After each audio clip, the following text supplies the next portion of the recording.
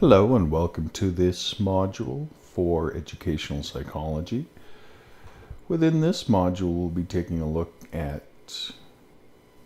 the diversity of students with special needs. Now, as we look at this, we're going to just begin with, again, just a revisit of the cognitive theories on how our mental processes or cognitions change over time. And we'll begin with those theorists that we've looked at previously, Jean Piaget and Lev Vygotsky. Now, Jean Piaget is one of those influential cognitive theorists that looked at exploring a child's ability to think and reason by watching his own children's development. He was one of the first to recognize and map out the ways in which children's intelligence differs from that of adults. He became interested in this area when he was asked to test the IQ of children and began to notice that there was a pattern in their wrong answers. And he believed that children's intellectual skills change over time. That maturation, rather than training, brings about change. Children of differing ages simply interpret the world differently than adults. So Piaget was interested in how children simply make sense of the world. Piaget believed that we are continuously trying to maintain a sort of cognitive equilibrium or a balance or cohesion in what we see and what we know. Children have much more of a challenge in maintaining this balance because they are constantly being confronted with new situations, new words, new objects. And when faced with something new, a child might either fit it into an existing framework, a schema, and match it with something known, and this is what we know as assimilation, such as calling all animals with four legs doggies, because the child knows the word doggy. Or the child can expand the framework of knowledge to accommodate the new situation, what we call accommodation, by learning a new word to more accurately name the animal. And this is the underlying dynamic in our own cognition. Even as adults, we continue to try to make sense of new situations by determining whether they fit into our old way of thinking or whether we need to modify our thoughts. So when we look at the stages of cognitive development, we recognize that Piaget outlined those four major stages of cognitive development. So I know I've mentioned them before, but it's important for us to continually revisit these so that they really incorporate themselves into your mind. For the first 2 years of life, the child experiences the world primarily through their senses and motor skills. Piaget referred to this type of intelligence as sensory motor intelligence. And then, during the preschool years, the child begins to master the use of words and symbols and is able to think of the world symbolically, but not yet logically. And this stage is the pre-operational stage of development. The concrete operational stage in middle childhood is marked by an ability to use logic in understanding the physical world. And in the final stage, the formal operational stage, the adolescent learns to think abstractly and to use logic in both concrete and abstract ways. Now, there are some criticisms of Piaget's theories, and these tend to be his overemphasization of the role that physical maturation plays in cognitive development, and in underestimating the role that culture and interaction or experience plays in cognitive development. Looking across cultures reveals considerable variation in what children are able to do at various ages. Now, Piaget may have underestimated what children are capable of, but I think it's still a good guide for us to be mindful that simply children do not think like adults. And then remember Lev Vygotsky, who was a Russian psychologist who wrote in the early 1900s, but whose work really wasn't discovered in the US and in North America and the Western world until the late 1960s. But through the 80s and 90s has become fairly popular. Vygotsky differed from Piaget in that he believed that a person not only has a set of abilities, but also a set of potential abilities that can be realized if given the proper guidance from others. So his sociocultural theory emphasizes the importance of culture and social interaction in the development of cognitive abilities. He believed that through guided participation, known as scaffolding, with a teacher or a capable peer, a child can learn cognitive skills within a certain range known as their zone of proximal development. Now, if you've ever taught a child a task, maybe simply drinking out of a straw, or brushing their teeth, or preparing food, or doing laundry, any kind of task, chances are you spoke to them and described what you were doing while you demonstrated the skill, and let them work along with you all through the process. You gave them assistance when they seemed to need it. But once they knew what to do, you stood back and you let them go. Now this is scaffolding.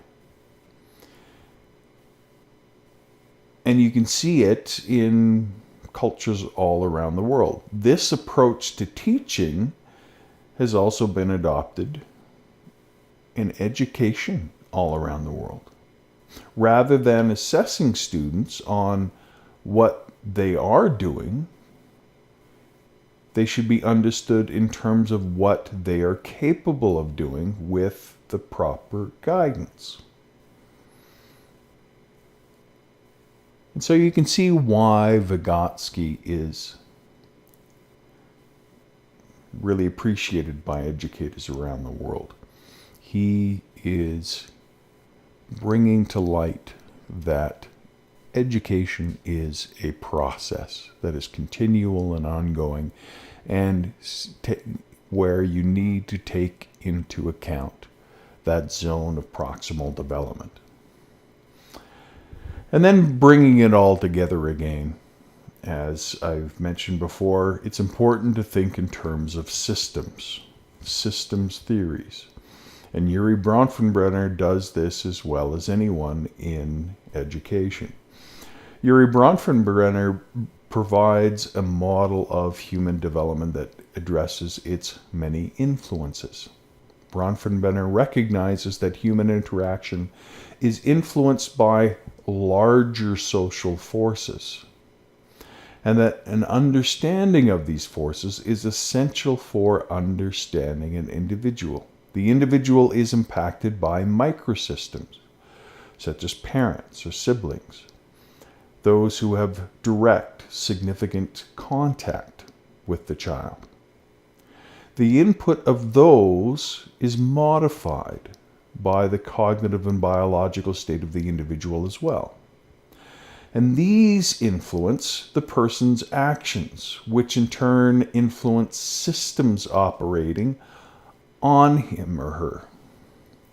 And then the mesosystem includes larger organizational structures, such as school, the family, or religion. These institutions impact the microsystems and will then influence the child. For example, the philosophy of the school system, the daily routine, assessment methods, and other characteristics can affect the child's sense of self, their growth, their sense of accomplishment, their schedule, their physical, cognitive, and emotional self. So these are all part of the mesosystem. And these mesosystems both influence and are influenced by the larger context of the community, referred to as the exosystem. A community's values, history, and economy can impact the organizational structures it houses. And the community then is influenced by macrosystems, which are cultural elements such as global economic conditions, war, technological trends, values, philosophies, and a society's response to the global community. So overall, a child's experiences are shaped by larger forces, from individual relationships to family, to schools, to religion, to culture, to economics, to global political powers, to historical context, to the whole chronos system of time. So Bronfenbrenner's model reminds us that we need to combine each of these theories in order to describe and understand what is going on with the individual. And need to always keep those as part of the picture, that systems influence individuals.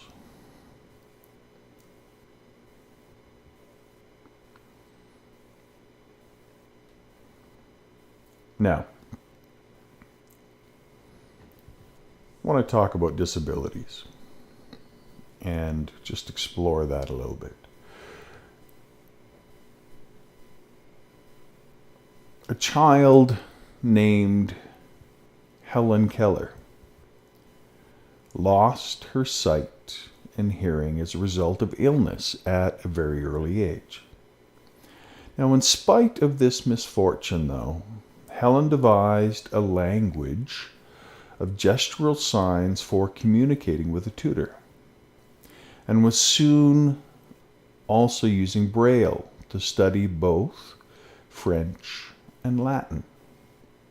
At 10, she wrote and published a short story.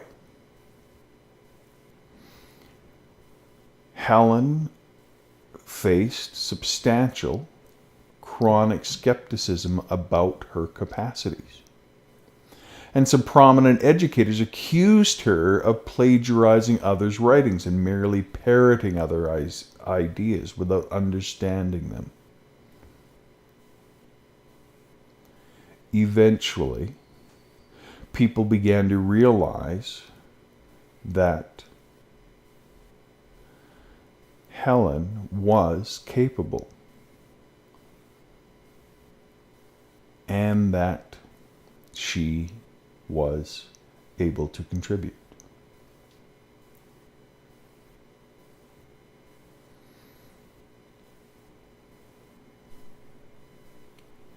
Now, I've had students that have had all manner of difficulties in communicating.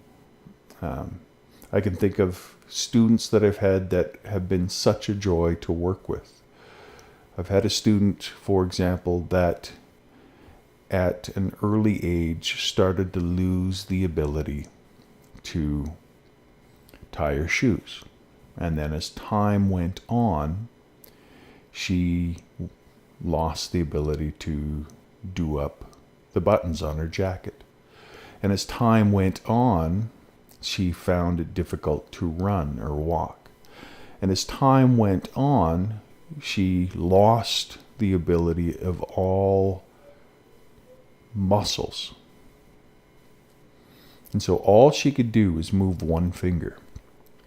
And yet that student was probably one of the best students I have ever had. Ever. She went on to write a thesis and was an extremely determined, friendly, intelligent, funny, witty, engaging, social person. But she was trapped with a body that did not want to move. And that is part of life. There are all sorts of disabilities that people can have, and yet they have giftings and strengths that we need to work with and to discover. So in the context of students with disabilities, assessments are there as a way to gather information about a student in order to identify the strengths of the student and to decide what supports, if any, the student needs.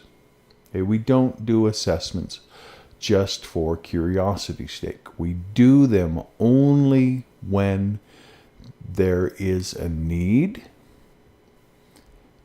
and we have the capability, or we believe we may have the capability, to provide supports. So in principle, there are tasks that teachers have for all students. Assessment is a major reason why we give tests and assessments, for example, and why we listen carefully to the quality of students' comments during classroom discussion. For students with disabilities, however, sometimes these traditional and conventional strategies of assessment often seriously underestimate the student's competence. For example, sometimes a student simply has difficulty speaking. That does not negate their intelligence or their giftings. Depending on the disability, the student may have trouble with, for example, holding a pencil, or hearing a question clearly, or focusing on a picture, or marking an answer in time even when they know the answer, or perhaps concentrating on a task in the presence of other people, or answering a question at a pace needed by the rest of the class. Traditionally, teachers have assumed that all students either have these skills or can learn them with just modest amounts of coaching or encouragement, or as long as they want to learn.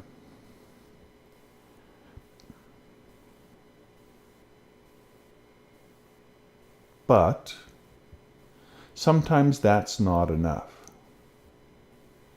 Sometimes we can't simply say, remember to listen to the question carefully. For students with disabilities, a comment like that just may not work or may come across as being insensitive. A student with visual impairment does not need to be reminded to look closely at what is being written on the board. Doing so will not cause the letters to be any more clear. And perhaps the student is suffering from anxiety and they're self-conscious. That's going to exacerbate this whole issue. There are a number of strategies that we can use for modifying assessments in ways that attempt to be fair and that are at the same time recognize how busy you are as a teacher. One way is to consider supplementing conventional assignments or tests with portfolios.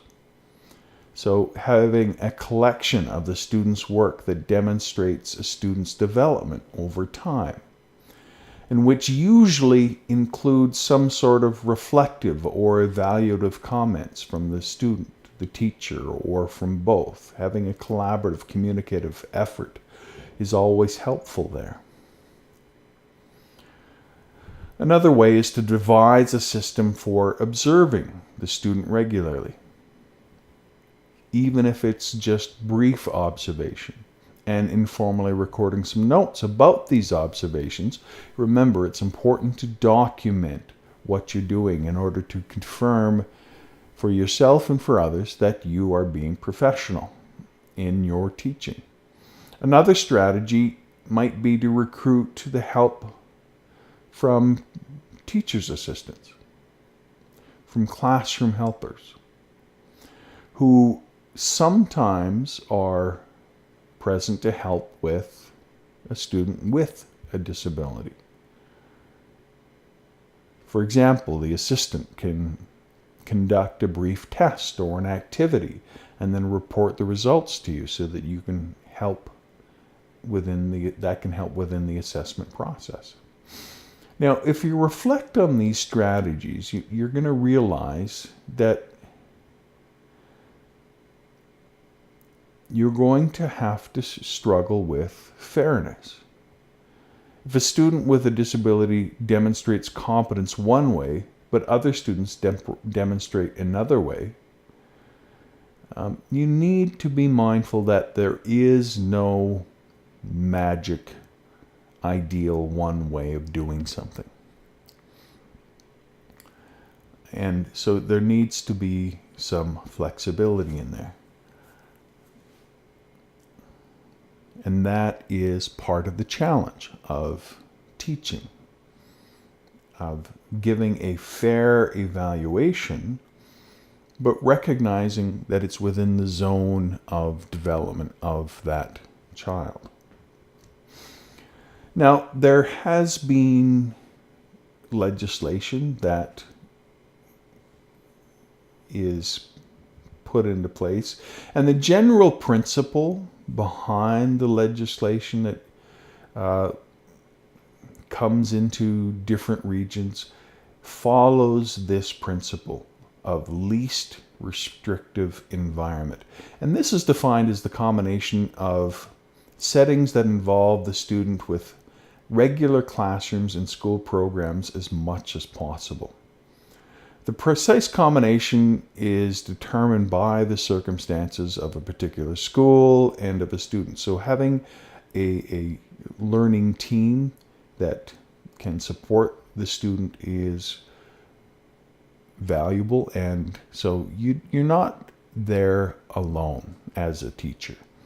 This is something that you can work with your principal to develop a team that can support a flexible, creative environment for the child. So, for example, a kindergarten child with a mild cognitive disability may spend the majority of time in regular kindergarten class, working alongside and playing with the non-disabled classmates and relying on a teacher's assistant for help when needed. And perhaps an individual with a similar disability in high school might simply be assigned to a dedicated classroom, but nonetheless is going to participate in this general school-wide activities. The difference in the least restrictive environment reflects the teacher's perception of how difficult it is to modify the curriculum in each. Rightly or wrongly, teachers are apt to regard adaptation as more challenging at higher grade levels. Now, by the same token, a student with a disability that is strictly physical might spend virtually all of their time in regular class throughout the student's school career. And in this case, adjustment of the curriculum isn't an issue.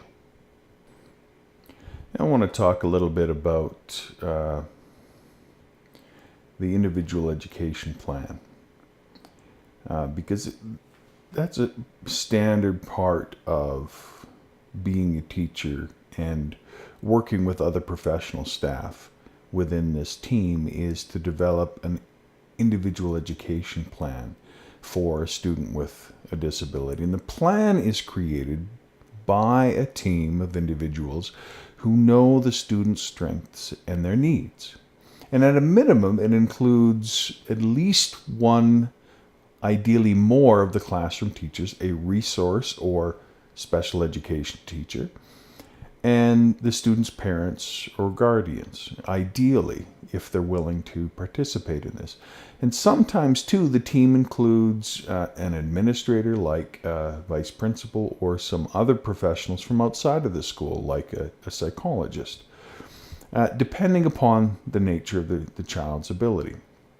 An individual education plan can take a lot of forms, but it always describes a student's current social and academic strengths, as well as the student's social and academic needs. It also specifies educational goals or objectives for the coming year, lists special services to be provided, and describes how progress toward the goals will be assessed at the end of the year. And all of this helps to ensure that the child is being provided with the things that the child needs within the capability of the school system to succeed and to reach their potential. Now, here's an example of an individual education plan. And in this case, it serves to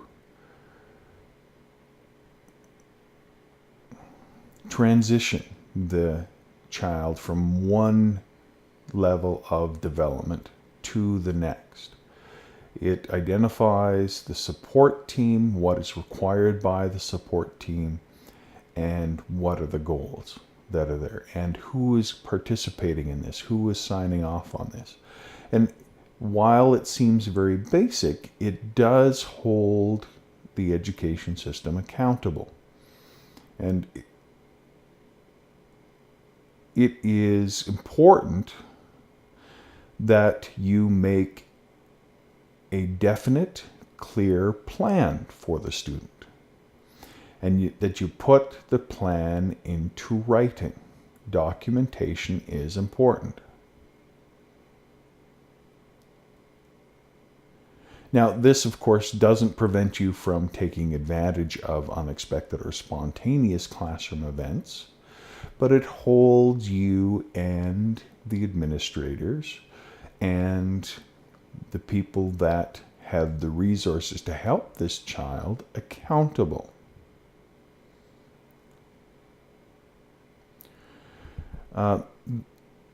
And the benefit of this is that it will help you plan your classroom and the way that you organize and set up your classroom This will be part of your plan that you need to be mindful of in this process. And it gives this student a voice in that planning process, which is all very, very important within this. So I just want you to be mindful of the importance of an individual education plan. Now, there are lots of different categories of disabilities, and we can't possibly cover them all. However, there are statistically some that you will end up seeing. So far, I've said a lot about why inclusion has come to be important for teachers. But I haven't said a whole lot about the actual nature of students' disabilities. And part of the reason for delaying was because, to put it simply, disabilities are really inherently ambiguous. There is a spectrum within these disabilities, and they manifest themselves in subtly different ways within different students. So naming and describing types of them implies that disabilities are relatively fixed or stable and distinct. But different kinds of disabilities just are not that way. And as you will discover as you work with your students, reality is very ambiguous. The behavior and qualities of a particular student with a disability really can be hard to categorize sometimes. And the student may be challenged not only by the disability, but also by experiences that are common to all students, whether they're disabled or not. Any particular disability poses problems, and those problems may be obvious in some situations and completely absent in other situations. Now let's take a look at some of these disabilities. So when we think of in terms of learning disabilities, it really is a specific impairment of academic learning that interferes with a specific aspect of schoolwork and that reduces a student's academic performance significantly. A learning disability shows itself as a major discrepancy between a student's ability and some feature of achievement. The student may be delayed in reading, or writing, or listening, or speaking, or in doing mathematics, but not in all of these at once. A learning problem is not considered a learning disability if it stems from physical or sensory or a motor handicap, or from generalized intellectual impairment. It is also not a learning disability if the learning problem really reflects the challenges of learning, say, for example, English as a second language. A genuine learning disability are the learning problems left over after these other possibilities are accounted for and they are excluded. Typically, a student with a learning disability has not been helped by teachers' ordinary efforts to assist students when that student is falling behind academically. Although, of course, we need to recognize that what accounts for ordinary effort is going to differ between schools and teachers and students. And most importantly, a learning disability relates to a fairly specific area of academic learning. A student may be able to read and compute well enough, for example, but not be able to write. Learning disabilities are by far the most common form of special educational need, accounting for half of all students with special needs in North America, and anywhere from 5 to 20% of all students, depending on how you estimate those numbers. Students with learning disabilities are so common, in fact, that most teachers regularly encounter at least one per class in any given school year, regardless of the grade that they teach. Now, it can be difficult defining learning disabilities clearly. So with so many students defined as having learning disabilities, it's not surprising that the term itself becomes somewhat ambiguous in the truest sense of having many meanings. Specific features of learning disabilities vary significantly from one student to another. And we need to be mindful of the variability that can take place. So with so many expressions of learning disabilities, it's not surprising that educators sometimes disagree about their nature and about the kind of help students need as a consequence. Now, such controversy may be inevitable because learning disabilities, by definition, are learning problems with no obvious origin. Now, there's lots of different ways of helping students with learning disabilities, and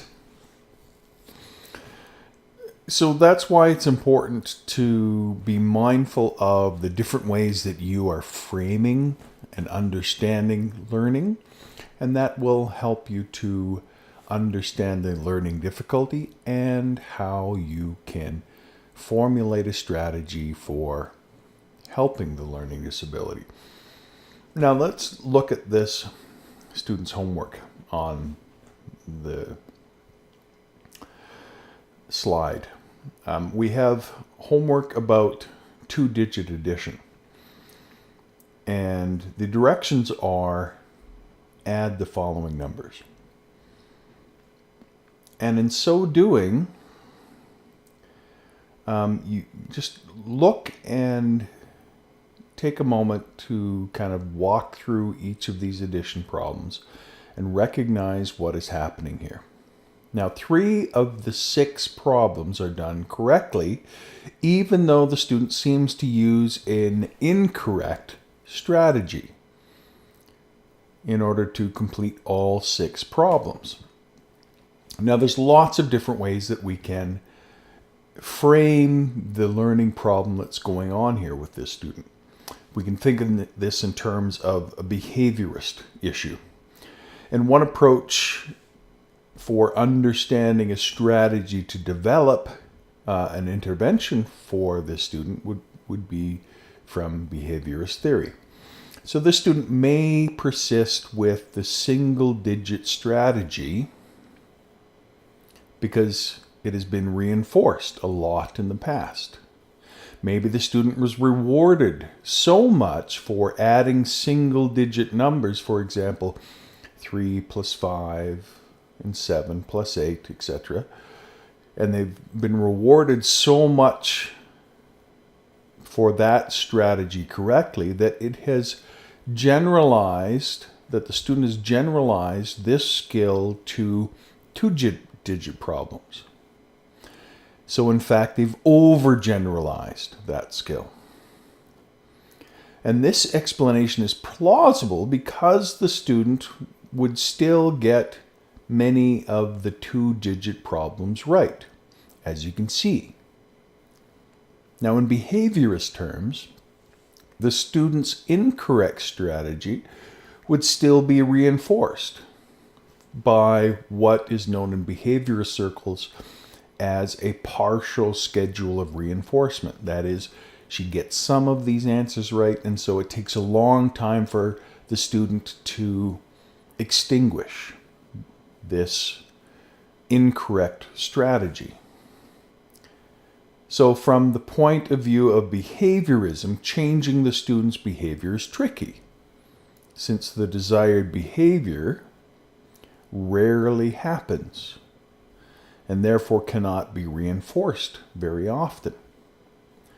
It might therefore help for the student to reward behaviors that compete directly with the student's inappropriate strategy. The student might, for example, reduce credit for simply finding the correct answer and increase credit for a student showing their work, including the work of carrying digits forward correctly. Or the teacher might make a point of discussing the student's math work with the student frequently, and so as to create more occasions when the teacher can praise the student for working problems correctly. So that's one way of doing it. Another way is keeping in mind metacognition and responding reflectively. So part of the student's problem may be that the student is thoughtless about doing math. And the minute the student sees numbers on a worksheet, the student stuffs them into the first arithmetic procedure that comes to mind. And so it may be that the student's learning style is too impulsive and not reflective enough. And the style here also suggests a failure of metacognition. The idea of self-monitoring one's own thinking and its effectiveness.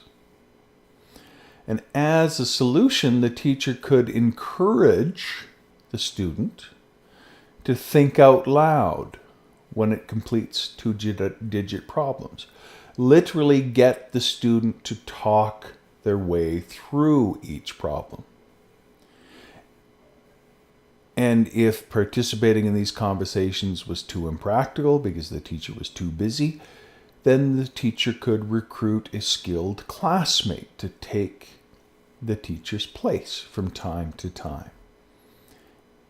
And this cooperation between the student and the classmate might help the classmate as well to improve overall social relationship skills and leadership skills within the classroom. So you're able to get a double benefit here. We might also take something from the constructivist or the mentoring route or the zone of proximal development. So perhaps the student has in fact learned how to carry digits forward, but not learned the procedure well enough to use it reliably on their own. So the student constantly falls back on earlier, better learned strategies of single-digit addition.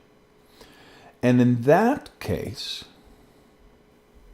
the student can be thought of in constructivist terms. In essence, the student has lacked appropriate mentoring from someone more expert than themselves.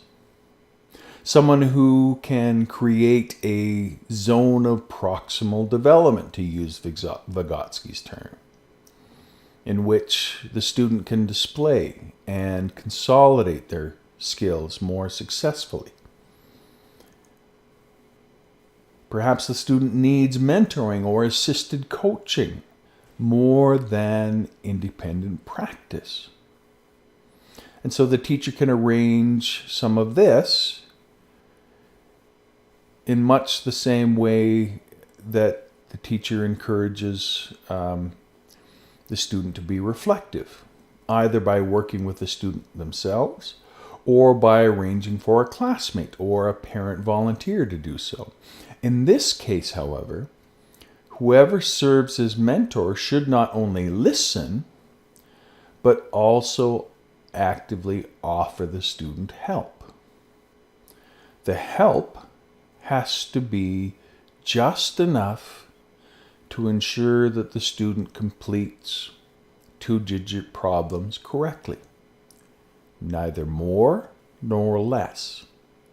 Too much may prevent the student from taking responsibility for learning the new strategy, but too little cause her to take the responsibility prematurely and will not learn to consolidate that strategy.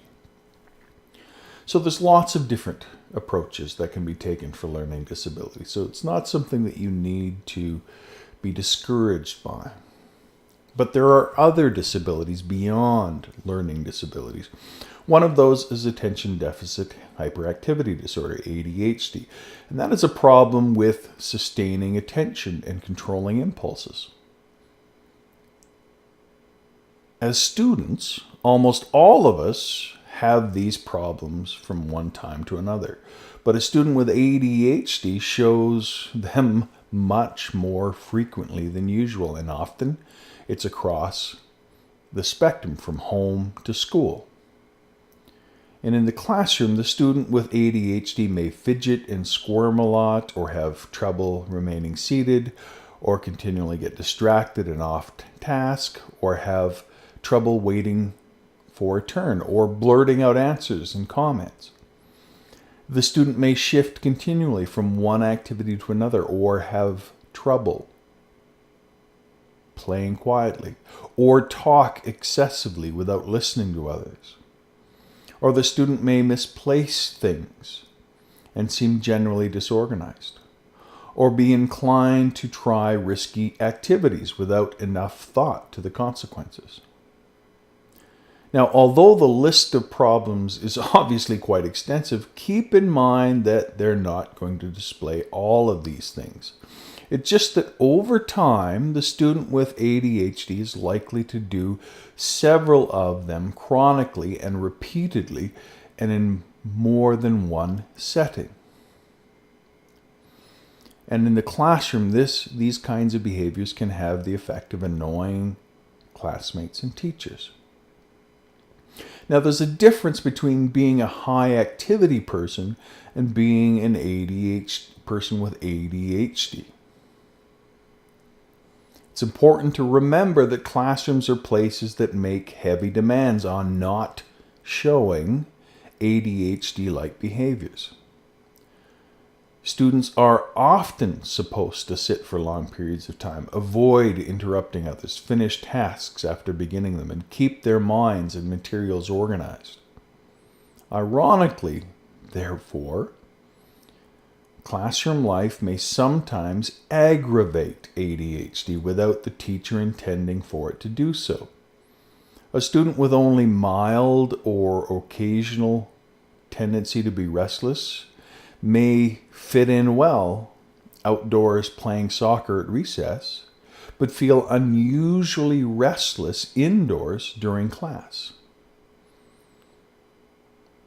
And there can also be a tendency to overdiagnose boys rather than girls. Now, recognize that ADHD is indeed a disruption of the nervous system and how it functions. It's difficult to narrow down precisely the cause of the problem, but it does seem to have to do with dopamine to some extent, a neurotransmitter, and it also has to do with the overall functioning of the brain to be able to control some of these behaviors. So ADHD is not that the brain is working so fast that these behaviors are exhibiting what is going on in the mind. It's actually the opposite, that the parts of the mind that control focus and attention are not working fast enough. And so the student struggles to control their activity level and struggle to keep focus on a task. And therefore, medication is helpful. The most common type is methylphenidate, And part of it, one of its brand names would be something like Ritalin. Now, this drugs and other medications like it are essentially stimulants to speed up the brain so that the student can control these behaviors, can focus better, can organize their thoughts better, can control their behaviors better. So it just wants you to be mindful of that. And understand that teachers are not doctors, and medications are not under a teacher's control. But we need to be mindful that this is an actual medical condition. So we need to be clear that rules and procedures that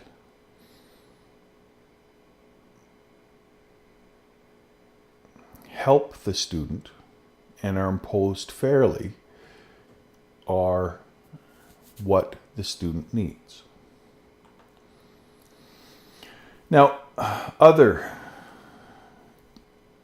disabilities, things like intellectual disabilities. Now, an intellectual disability is a significant limitation in a student's cognitive functioning and daily adaptive behaviors. The student may have a limit in their language or have impaired speech and may not perform well academically.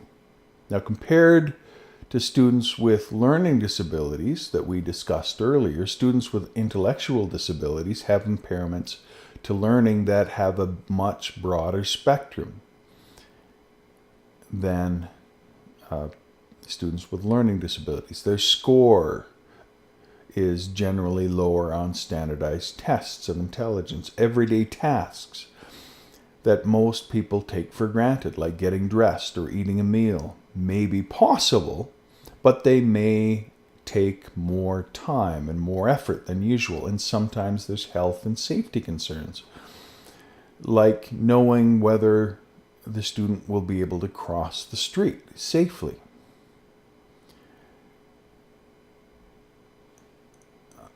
If the disability is mild, teachers sometimes refer to a student with a disability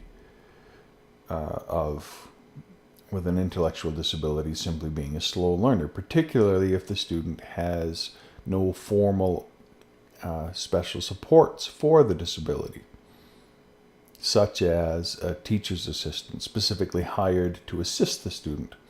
And if the disability is more marked, then the student is likely to be referred to either having an intellectual disability, or if they reach the clinical cutoff point of having the clinical term of mental retardation.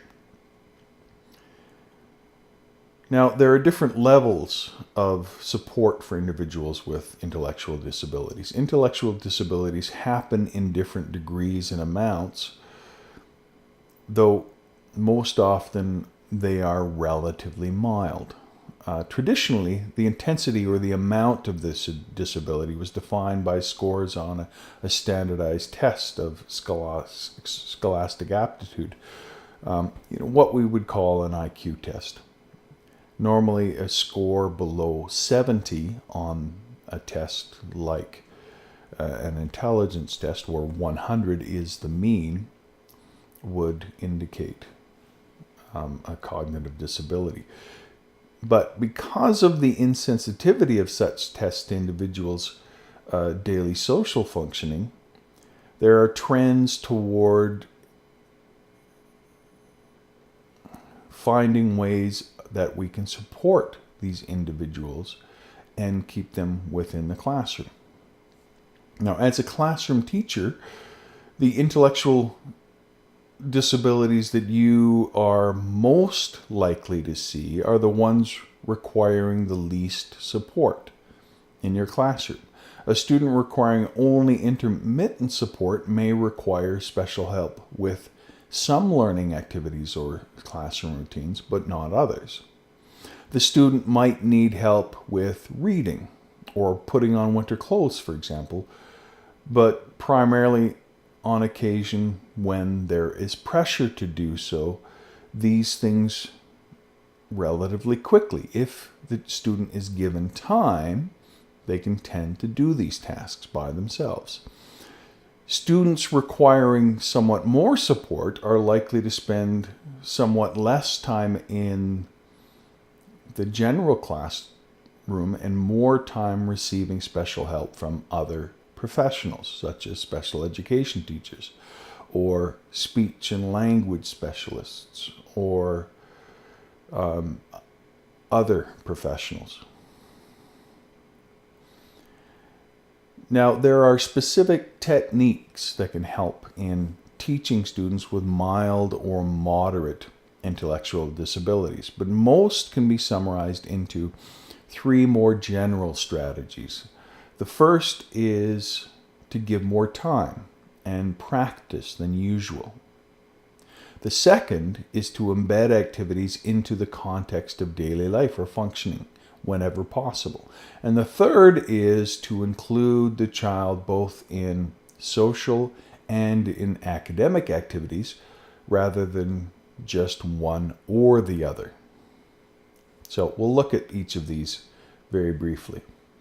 So giving more time than usual. If a student has only a mild intellectual disability, the student can probably learn important fundamentals of the academic curriculum. So basic mathematics, basic reading. Because of the disability, though, the student may need more time and more practice than other students.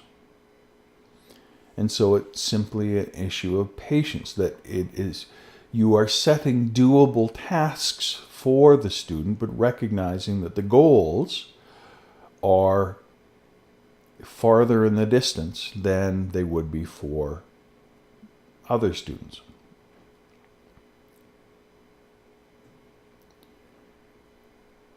Now let's go on to behavior disorders. Behavior disorders are really a diverse area of conditions in which a student chronically performs highly inappropriate behaviors. And a student with this condition might seek attention, for example, by disrupting the class. And other students with the condition might be aggressive or be distractible and overly active, or may seem anxious and withdrawn, or seem disconnected from everyday reality. And as with learning disabilities, the sheer range and signs of symptoms defies any concise description. But the problematic behaviors do have several general features in common. They tend to be extreme. They tend to persist over a period of time. They tend to be socially unacceptable. They tend to affect schoolwork. And they tend to have no obvious explanation. The variety among behavior disorders means that estimates in their frequency also tend to vary from place to place, city to city, province to province. It also means that in some cases, a student with a behavioral problem or behavioral disorder may be classified as having a different condition, such as ADHD or a learning disability. In other cases, a behavior problem shown in one school setting may seem serious enough to be labeled as a behavior disorder, even though a similar problem occurring in another school may be perceived as serious, but not serious enough to deserve the label. In any case, we can safely say that about 1 to 2% of students have true behavioral disorders. And that seems to bear itself out. Now, there's some strategies for working with students with behavioral disorders. The most common challenges of teaching students with behavioral disorders has to do with classroom management. So there's a few areas that we will just touch on, but we will focus more time later in this course talking about classroom management. Now, dealing with disruption is more effective if you can identify the specific circumstances or events that trigger it, rather than focus on the personality of the student doing disrupting. A wide variety of factors can trigger inappropriate behavior. Physiological effects like illness or hunger or side effects of medication can do this. There can be physical features of the classroom, such as the classroom being too warm or too cold, or the chairs being uncomfortable to sit in, or seating patterns that interfere with hearing or seeing. Instructional choices or strategies that frustrate the learning, including restricting students' choices unduly, giving instructions that are unclear, choosing activities that are too difficult or too long, or preventing students from asking questions when they need help.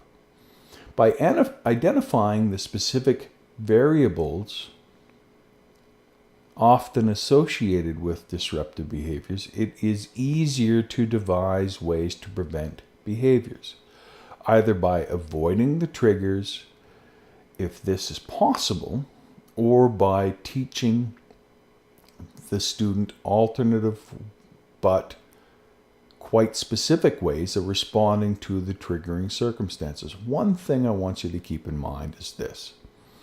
It's important to be fair, but it's also important to have a sense of rational detachment.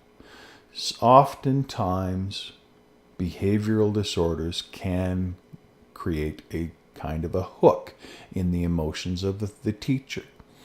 And at those times, it's important to not allow your emotions to get tied in, to get pulled along by the behaviors of the student, because then the student is controlling you.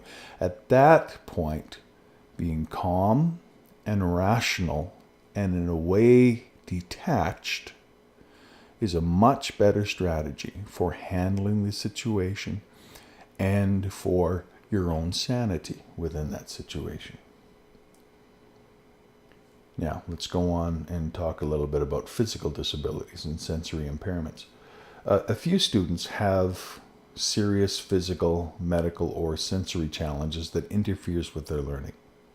Usually, the physical or medical challenges are medical conditions or diseases that require ongoing medical care. And the sensory challenges are usually a loss either of vision or of hearing, and in some cases both. Now, whatever the specific problem is, it is serious enough to interfere with activities in regular classroom programs and to qualify the student for special educational services or programs. And so it's important to be up on what the capabilities of the students are, what are the impairments, how can we help the students. Now, just in terms of hearing loss, a child can acquire a hearing loss for a variety of reasons. It can be a difficulty in childbirth, it can be a disease in early childhood, it can be a reaction to toxic drugs. And we also need to be mindful that early childhood development, hearing typically increases, so younger children just simply oftentimes have a harder time hearing. So students with only mild or moderate loss of hearing are sometimes called hearing impaired or hard of hearing. And only those with nearly complete loss are called deaf.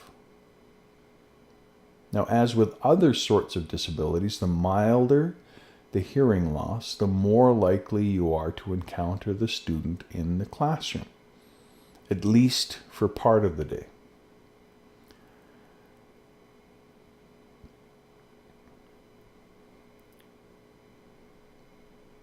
Now, students with visual impairments. Here we have students that have difficulty even with corrective lenses. Now, most commonly, the difficulty has to do with refraction, the ability to focus. But some students may also experience a limited field of view. Sometimes we call that tunnel vision, or be overly sensitive to light in general. Now, as with hearing loss, labels for visual impairment depend somewhat on the extent and nature of the problem. So legal blindness means that the person has significant tunnel vision or else visual acuity, that is the sharpness of vision of 20/20 or less, 20/200 or less, which means that the student must be 20 feet away from an object that a person with normal eyesight can see at 200 feet. So low vision means that a person has some vision usable for reading, but often needs special optical devices such as a magnifying glass in order to do so. And just like hearing loss, the milder the impairment, the more likely the student is to be in your class.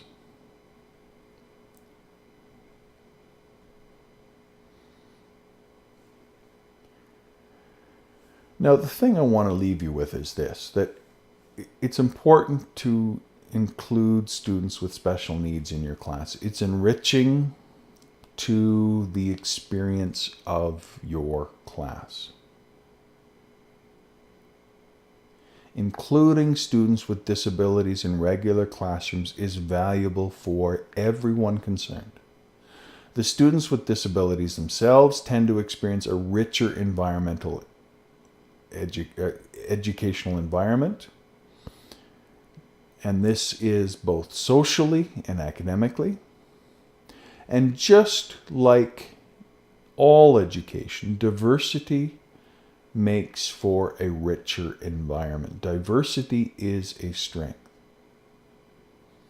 So classmates of students with disabilities experience a richer educational environment.